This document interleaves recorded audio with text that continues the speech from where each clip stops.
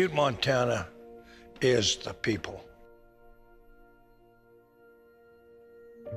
And I always said it only could have been done in Butte, Montana.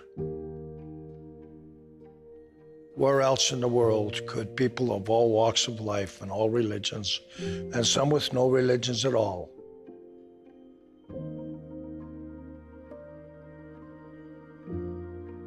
all banded together to do a project, and they did that for the Lady of the Rockies. That's why we love Butte, and that's why Butte is what it is today.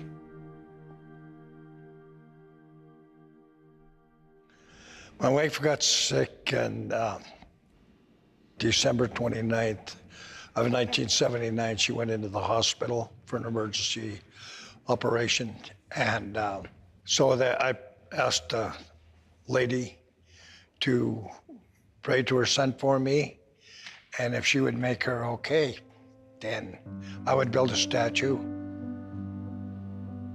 I love my wife,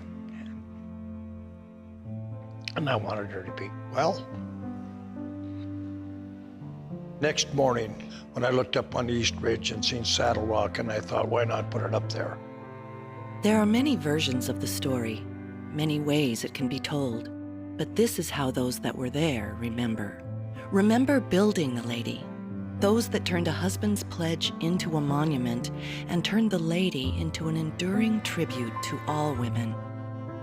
Well, I heard about Our Lady of the Rockies when it first started, when they first started construction over in Roberts Yard. So I thought, why not use my skills to help out? That was a wonderful idea.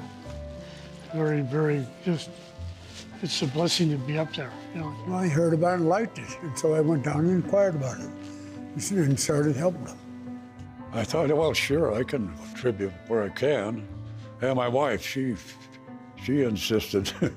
She said, you gotta get involved. When they said they was gonna build a statue on the East Ridge, didn't make no difference to me what they put up here. I didn't really think nothing of it. And at the time, I sort of thought it was a half joke, you know, he had so many crazy ideas that I wasn't sure if this was real or not. Well, he said a little statue, and I thought, well, that wouldn't be bad. We could go up and just set it on the outside edge.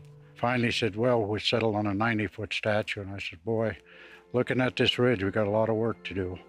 The statue would eventually sit at the edge of the East Ridge on the Great Divide overlooking Butte. But after making the promise and beginning to gather the people to build it, Bob and the Lady of the Rockies project encountered their first major hurdle. We didn't know who owned that land. Looking into those mining claims, my wife did most of that, and that's a big can of worms you never want to open. Finding the landowners of the proposed site would ultimately take months of tedious work poring over maps, mining claims, and land leases. With the help of his wife and many others, their work would pay off after discovering a local family owned the parcel they wished to build on. Well, our families had a special relationship with the Blessed Mother, so we thought that if we could do anything that was good and worthwhile and faith-filled, that would be it. Our family owned the mining claim. I didn't give an answer immediately because I had to talk with other members of our family. You can imagine what the reaction would be to anyone who said they're going to put a statue up there that they said would be just a slight larger than the Statue of Liberty. My question to them is if they had taken their medication that morning, because I thought maybe they had a little problem without their medication. His reaction, I talked to him and his father, and they told me that to call him about Wednesday. This was like on a Friday. Driving out to Whitehall, my heart was kind of broke. And my wife said, what's going on? And I said, well, maybe we're not going to get the land. She said, well, what if somebody come out here to Whitehall and said that they want to put a statue on your land and they just want to take over? She said, wouldn't you have to think about it? It was an impossible dream that they had, Bob O'Bill and Joe Roberts, both wonderful people, both great supporters of our city. So I called back Wednesday, and that's when Guy said, yeah, we'll give you the land. So without Guy Ocello, it never could have happened. With the land secured from the Ocellos, the project began to move forward in earnest in the winter of 1981. A key member of that group, Mike Cerise. Cerise would lead the charge to build a road to the top of the mountain, a road built entirely with borrowed equipment, donated fuel, and volunteer labor. Took a lot of blasting, a lot of pushing, a lot of work, period. We'd make sometimes pretty good progress. The next day, we'd take and cut a little more and a little more. We got down to one spot and we hit a real bad section of swamp. And I got stuck in it. And Bob said, boy, now we're in. He said, how are we getting out? Building the road up the side of a mountain became increasingly costly to the project and nearly bankrupted the enterprise. At one time, we were down to $14 in a fund, and it didn't look very good. One night, Bob O'Bill came down off the mountain, and he told me, he said, we're done. And I said, what do you mean you're done? And he says, we're out of fuel. We have no money to buy any more fuel.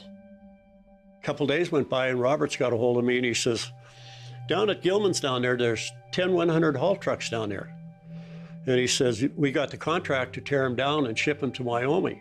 So I walked over to the fuel tanks, and I opened them up. I couldn't believe my eyes. They were filled to the gills. We got some more diesel fuel from the trucks that were being shipped out of town. I said, I thought the lady was going to furnish the money. I didn't think she was going to furnish the fuel itself. So after that, we never ever thought that it wouldn't be done.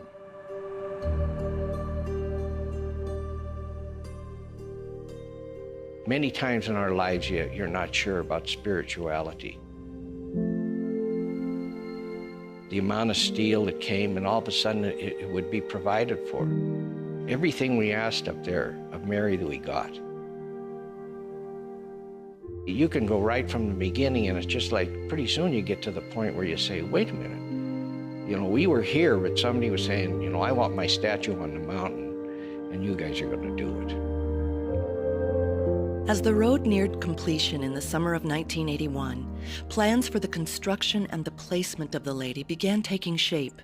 Bob O'Bill, Mike Cerise, and Al Beavis surveyed the East Ridge looking for the best place for the lady.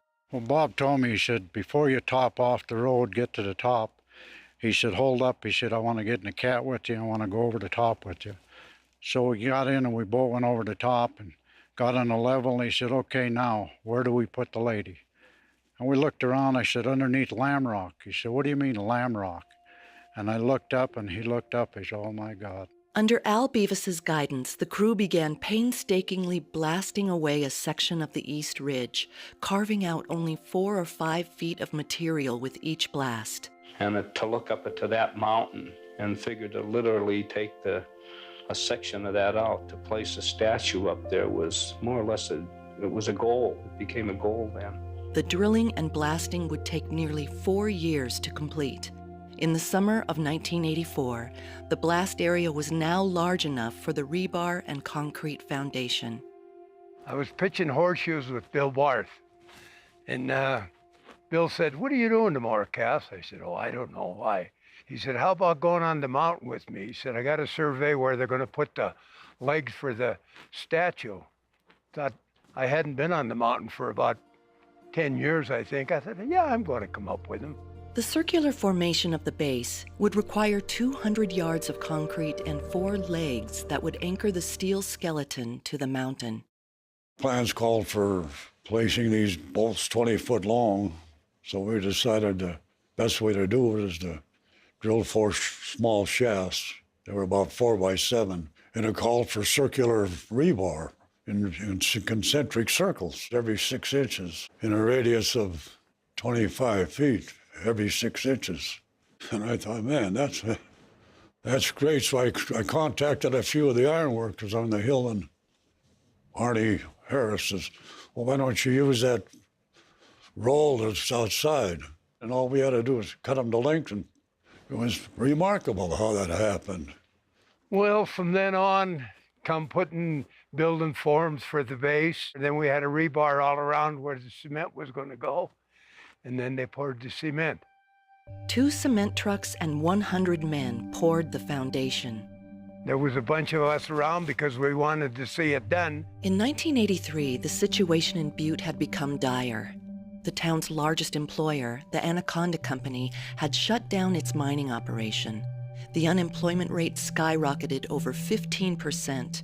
Over 4 years, the community lost 4,000 members of their workforce. People were out of work, and it was tough times. The Lady of the Rockies project gave meaning to a community suffering. Jesus and Mary took a handful of men that were out of work, and they went up on that mountain and they built a road that was out of solid rock. And then with 100 men, they took and they built a base. I often ask myself, why was I picked or chosen? Why was it Joyce and I that were picked to do this? Because once we got on the mountain, the guys decided that it was always meant to be, maybe. And so I asked myself, why me? The answer to that was I knew the right people. It's pretty easy for a guy to have an idea, but how many people have got the great friends that never faltered and stayed with it? After much discussion and design changes, Joe Roberts brought the idea to one of the welders at his equipment repair shop, Leroy Lee. I was a welder for Roberts Rocky Mountains. They got this Mazzola to build this model. It was a 9-foot model. Aaron Roberts took me up and showed it to him, and he says, "Do you think you could build a 90-foot statue from this?" And I looked at it and I said, "Well, where's the prints and the grids?" And he said, "Well, there is none." And I said, "Could you build a 90-foot statue looking at me?" And Joe said, "No." And I said, "Well, that's what you're asking me. I never built a statue before." A couple weeks went by and Bob Bill came into the welding shop. He had this little 10-inch statue, a ceramic statue. I said, "Well, what are you doing with that?" And he said, "Well, some lady gave it to me and I thought maybe you'd like to see it." And I said, "Well, I've seen statues before." He started to leave and I said, "You better take this with you, it'll get broken here." And he said, "I'll pick it up in a couple of weeks." Well, a couple of weeks went by and one day Joe walked in and I said, "Joe, this should be the Lady of the Rockies with its hands out." And Joe said, "Well, who we get to build it?" And for the life of me, I can't believe I said it. I says, "I'll do it." Joe just stared at me and he just walked out. And I thought, thank God he didn't believe me. So then he come back in again and the next day and he says, "Well, when are you going to start?" And I wasn't doing much good out there because I was walking around thinking about how I'm going to tell him I can't build this statue. So anyway, we went to the 4:30 Mass. And I looked up at the figure of Mary on the wall and I said, "If you want me to build her, you better tell your son to show me how." And that night I come home and I tossed and I turned and I thought, how in the world am I going to tell him I can't build that statue? And all of a sudden it was like I watched a movie. How to draw the lines in the floor into squares, how to bend the iron. I couldn't believe it. That's how it come about. The statue would be divided and built in 6 sections totaling more than 60 tons. Construction of the statue would take 3 years. I would say I gave half my life to the lady. My poor wife, she calls her the other woman. She's been a big part, right from the beginning to when I did the prints for the lady. I mean, she worked with me on it. She was like standing behind me the whole time I was building that statue, just like Joyce was behind Bill. When you looked at them coming up and doing what they did and the people that volunteered and the ladies and all that helped us and the people that donated stuff, you just couldn't let the project go, and it was going to go. We just decided and everybody just pitched in, and that's what we kept doing. It was decided that the best way to bring the lady to the mountain would require airlift by helicopter. On a typically cold day in December 1985, a flight crew from the Nevada National Guard arrived in Butte to assess the feasibility of the airlift and determine whether the Sikorsky Skycrane helicopter could meet the demands of the project. As the operations officer, I knew about the mission and I selected the crew. And then I got busy and kind of forgot about the whole mission until I got a phone call from my pilot that I'd put on that he had not properly gotten his physical completed and was grounded. I got to bed that night about 10:30. Before I left, I tried to get all my clothing and uniforms and everything together. And then I remembered I needed money in order to be able to go. I had $6. I asked my wife, she had 10. So with $16, next morning I got up at 6 and with very little preparation, very little information, we flew to Butte in the dark, in a snowstorm. The pilot Comstock asked me, he says, how much is the heaviest piece? And I said, 9 ton. And he said, ooh, boy, that's right at the limit. He said, you don't think you can take some of that iron out of there? And I said, well, I'll take out what I can. And I'm thinking to myself, we can't pick these pieces up. This is too heavy. But maybe we'll get lucky and we won't have to take it very far. And maybe we won't have to take it very high because altitude is really tough on a helicopter. And they pointed up to that spot where she is now. How do I tell them this can't be done? The challenges facing this project were weight and altitude, both of which the Sky Crane excels at, but it's not Superman. It can't do things that it is just beyond its capability. I actually looked at the pilot's manual because I hadn't looked at it in a long time for this kind of altitude and so forth. It ran out. There was no chart or graph that showed what would happen at that altitude under those weights. On December 17, 1985, the airlift began. The weight of the pieces would prove to be a major challenge for the helicopter crew and the men on the mountain. The helicopter crew and the Lady of the Rockies crew said if anything happened at all, that we wouldn't take the piece up. So everything had to be perfect as we looked at it and they looked at it. Emotions were pretty high. Over the next 2 days, the crew would successfully place 3 of the 6 sections. Leroy Lee with a big smile on his face, Bill Barth with a big smile on his face, and everybody up on the crew is smiling, George James. And everybody up here is smiling. We've got her into position and we're home free. Day 3 of the airlift, the hand section. The aerodynamics of this piece created problems as the piece was lifted up to the mountain. Hoot Gibson said, you know, we'd never work in the wind usually. I'd like it so we didn't have any wind today. And we were on the top of the mountain, we turned the corner, we went to the statue, it was dead calm. As they flew the hand section over the top, we all reached up and grabbed a tagline. And I looked up and thought how beautiful them hands looked hanging down underneath that piece. He was coming over the top of us, and pretty soon it started spinning. It got the air turbulence. And they had ropes on them, and I looked over at the one corner, and there was ropes wrapped around one guy. He threw them off. We were in control, but the load itself was fluctuating tremendously. It just came on right through us, between us. You know, it was a take your breath away moment. And then for me, I was at the back side of the statue, and then the hand section came flying by and just stuck on the front of the statue. Then the helicopter seemed like it was going to go into the mountain, but then it dove away from where I was. All of a sudden, I thought the whole thing was just going to crash right there on the front of the mountain. So we all ran to the edge of the cliff, and we watched the helicopter going down the cliff, going swaying back and forth. The ground crew on the mountain were filled with terror as they rushed to the edge of the cliff. When the first one hit the side, everybody, their heart just dropped. They thought, my God, this is going to be the end of it. I had my hand on the button to release it. And my first ever, if I had. That's an extreme situation. Because we were at the aircraft's absolute limits and our absolute limits. Losing that load would have been the most awful thing that ever happened to these guys. Then he's going to drop it or he's going to set it down and smash the hands. He managed to pull in some more power, a little more, and a little more, and a little more, and began to get the nose up, and we finally got some airspeed. And then they were lucky to find a spot out at the airport to set it down where there couldn't have been, wasn't that much damage to that fourth section. We couldn't go any further. If we were missing that section of the statue, that was it. We were going to have to stop. Who knew when we were going to get a helicopter back again? The previous 2 days' excitement as this 6-year odyssey neared completion began to ebb away from the crew and was replaced with a sense of dread and the fear that years of effort were coming to an abrupt end. That for me was probably the pivotal moment.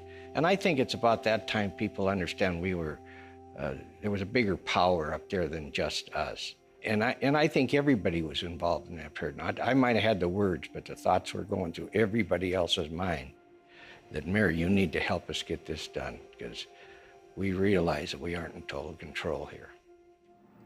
We all came up here for our own reasons, and we're all dedicating ourselves to this project for whatever each of us has to offer. We're offering our skill, our ability that we've learned over the years, and we're offering it up that we get this project completed for the people that have involved us in this. We thank everybody here, and we thank the one up above who brought us here. And let's bring this baby home to a happy conclusion, and we need her help to do that. We got the skill, she's got to help us. So let's get her up there. It just seemed like everybody just joined in, and everybody held hands, and Jim said a prayer, and tears were there, and emotions were very high. And I'm telling you, I'll never forget it. It was like you threw a light switch. And we said our prayer, the wind went to 35 knots, and the rest is history. It means a lot different to different people. They see the pictures and all the memorials in there. To me, it's a miracle. You go back and you go through the whole thing, and it's just unreal. I mean, you cannot believe what happened up there, and why that statue's up there. Love and faith is the two words that I have to describe it in. And I think that is so true. And it's even more true today.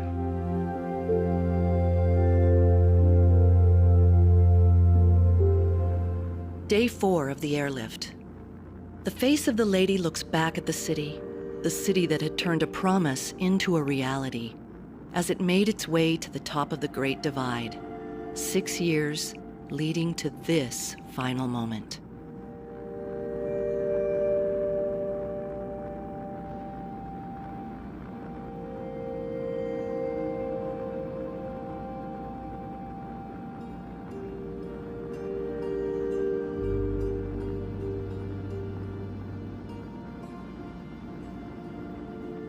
As soon as I got the statue head in place, we had the topping ceremony that we gently laid down beside her.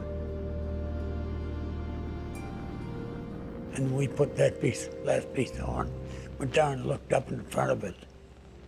It really made you feel good. Made your heart feel good. Everybody was hugging everybody. It was really kind of a fulfillment for everybody's dreams and aspirations, I guess. That was when my son asked me, Dad, what do you get paid for this project? I said, son, the night the lights are turned on. The entire city had to be watching. I mean, it was just, there's certain things that you will never forget in your entire life, and that's certainly one of them. So we pulled up to 12,000 feet and then came back around slowly in front of her to see her in her entirety for the first time. To look at all the men with tears in their eyes, and after 5 years of working on it, the feeling was indescribable. I mean, it was, and then to look up at her face, I mean, I guess I can say it was the happiest day of my life. The chopper come up and the statue turned completely 180 degrees around. Like, I was looking at the crew, and my wife was up there, and it was truly the greatest day of my life. And I still had her, and the promise was completed. I love the lady, and I love my wife, and I love the people of Butte.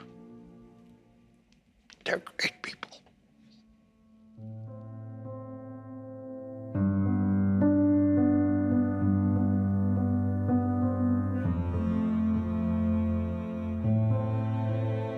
So as I started across the highway, I looked up. Bobo Bill and electricians had stayed up to put the lights on the statue.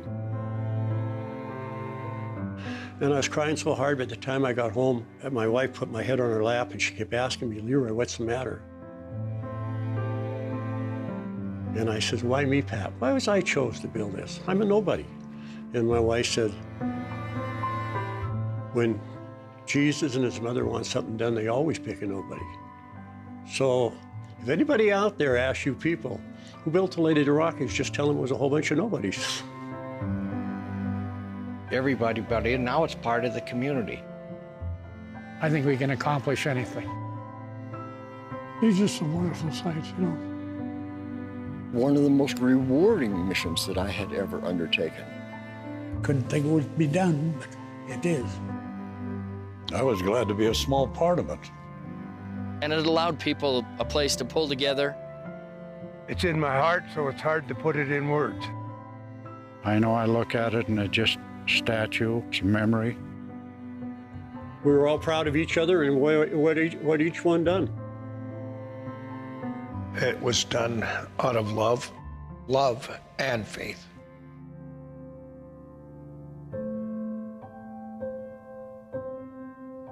Our Lady of the Rockies, a husband's promise fulfilled, a community's effort, strength, and commitment triumphant, and 30 years later, an enduring tribute stands on the mountain.